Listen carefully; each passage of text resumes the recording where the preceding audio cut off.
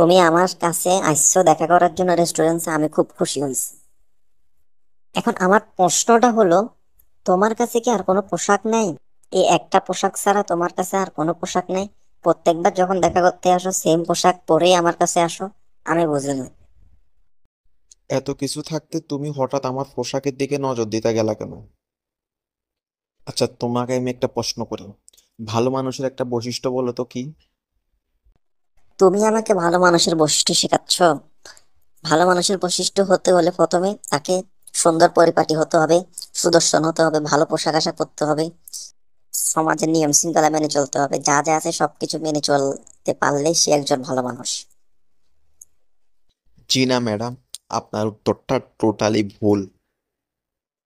ভালো মানুষ হওয়ার জন্য সুন্দর পোশাক আশাক বা সুদর্শন হতে হবে এমন কোনো কথা নাই। তোমার যদি চিন্তা ভাবনাটা ভালো হয় তাহলেই তুমি ভালো মানুষ।